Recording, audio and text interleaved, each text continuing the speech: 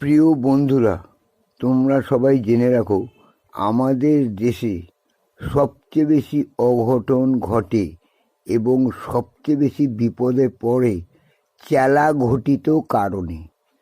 চেলা ঘটিত কারণ বলতে যেটা বোঝায় আমি তোমাদের বুঝিয়ে দিচ্ছি, কেউ খারাপ ধারণা করো না। 1 নম্বর চেলা হচ্ছে নারী ঘটিত চেলা। যে চেলার জন্য সমস্ত পুরুষ মানুষ পাগলের মতো ছুটছে, বিয়ে করার জন্য ঝুঁকছে এবং ওই চেলার বশবর্তী হয়ে তারা সমস্ত কিছু ভুলে চেলা ঘটিত কারণের জন্যেই সব অঘটন ঘটাচ্ছে। এটা বাস্তব সত্য কথা, কেউ যেন আমাকে ভুল বুঝো না।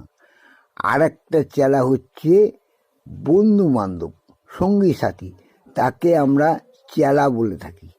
সেই চেলারা করছে কি, তোমার সাথে থেকে, অর্থাৎ তুমি যদি মহাদেব হও, তোমার সঙ্গে দুটো চেলা যেমন থাকে মহাদেবের, তেমনি নন্দী ভেঙ্গির মতো হাজারখানেক চেলা তোমার জুটে যাবে, যারা তোমাকে সব সময় ব্যস্ত রাখতে সাহায্য করবে, বিভিন্ন রকম বুদ্ধি দেবে। সে খারাপ বুদ্ধি হোক আর ভালো বুদ্ধি হোক, যে কোনো বুদ্ধি তোমাকে দেবে। যে কোনো পথে, সে খারাপ পথেই হোক বা ভালো পথেই হোক, তোমাকে চালনা করার চেষ্টা করবে, তোমার মতি বিভ্রম করে দেবে, তোমার বুদ্ধিনাশ করে দেবে।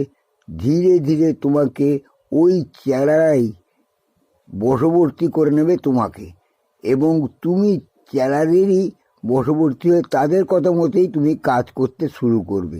তোমার ব্রেন, তোমার বুদ্ধি, তোমার বিবেক, তোমার সুকর্মজনিত যত কিছু গুণ আছে সব কিছু নষ্ট হয়ে গিয়ে চেলার ফাঁদে পড়ে তুমি চেলা ঘটিত রোগে একদম আক্রান্ত হয়ে যাবে।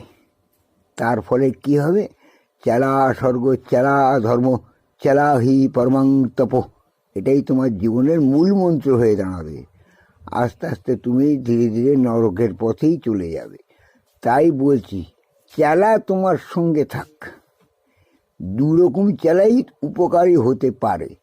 যদি তোমার ভাগ্যে ভালো চেলা জোটে, তাহলে তুমি নিশ্চয়ই খুবই উন্নতি করতে পারবে এবং সুখী হবে।